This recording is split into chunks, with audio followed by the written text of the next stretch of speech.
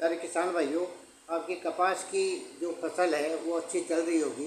आपने मई के महीने में इसकी बुआई कर दी होगी और आशा करता हूँ ये अच्छी चल रही होगी। अब प्रथम सिंचाई का समय आ गया है, जो बिजाई के 30-35 दिन में बाद में करी जाती है। तो इस समय आप पौधे से पौधे की दूरी 30 सेंटीमीटर आप मेंटेन कर लें और ये माने कि भाई 30 सेंटीमीटर के हिसाब से पौधों की संख्या है वो प्रति बीघा 12,000 के करीब होगी। प्रति बीघा 12,000 मतलब 1 हेक्टेयर में करीब 50,000 पौधे होंगे। तो इस हिसाब से मेंटेन कर लें। एक किस्म वो अलग आती है RS 875, तो उसके अंदर पौधों की संख्या अपन 8 इंची के ऊपर ही रखते हैं, मतलब 20 सेंटीमीटर के ऊपर। तो उसमें पौधों की संख्या बढ़ जाएगी और ये हो जाएगी 20-21 हज़ार पौधे प्रति बीघा। तो इसको आप प्रति हेक्टेयर करें तो करीब 80,000 पौधे प्रति हेक्टेयर हो जाएंगे।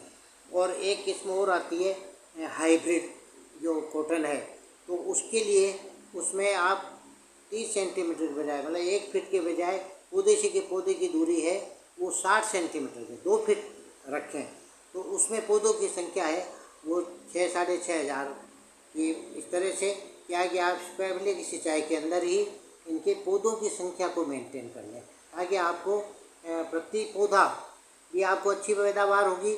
और उसमें जो कुछ आपने किया है, बीज उपचार किया है, खाद वगैरह दिया है, तो वो सारा उसका भी पूरा लाभ मिलेगा।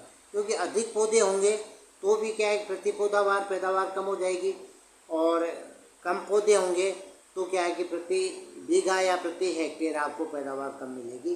इसलिए ये समय है प्रथम सिंचाई के आसपास आप पौधों की संख्या इस हिसाब से मेंटेन कर लें, वैरायटी के हिसाब से जो मैंने बताया। ज़्यादातर में 30 सेंटीमीटर रखते हैं और RS जो 875 है उसमें 20 सेंटीमीटर, और हाइब्रिड जो कॉटन है उसके अंदर ये 60 सेंटीमीटर 2 फीट की दूरी पौधे से पौधे की होगी। तो उसमें आपको अच्छी पैदावार मिलेगी। अब प्रथम सिंचाई आप दे दें तो उसके साथ अगर नाइट्रोजन पहले नहीं दिया हो तो नाइट्रोजन का उर्वरक उसके अंदर दे दें, और आगे की सिंचाइयाँ है वो हर एक 20-25 दिन के ऊपर करते रहें। और कुल इसमें से पलेवा के अतिरिक्त 6 सिंचाइयों की आवश्यकता पड़ती है।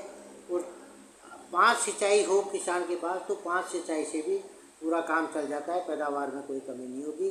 तो इस समय आप 30-35 दिन पे कर दें, फिर 20-25 दिन पे दें, और 5 सिंचाई हो तो 1-1 महीने के अंतर पर ये सिंचाइयाँ करते रहें। और आखिरी सिंचाई वो अक्टूबर के महीने में, अक्टूबर के 15 अक्टूबर के पहले आखिरी सिंचाई कर लें, ताकि वो पौधा है वो अच्छी पैदावार देगा।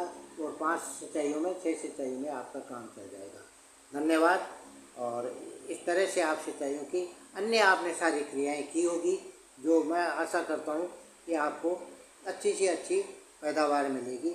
हाइब्रिड कॉटन हो, चाहे देसी कॉटन हो, चाहे BT कॉटन हो, तो ये जो क्रियाएं हैं वो सिंचाई का संबंध में ये क्रियाएं हैं। खाद उर्वरक देने का पहले जो दिया है आपने, और अब आप थोड़ा सा नाइट्रोजन उर्वरक इसमें दे सकते हैं। धन्यवाद।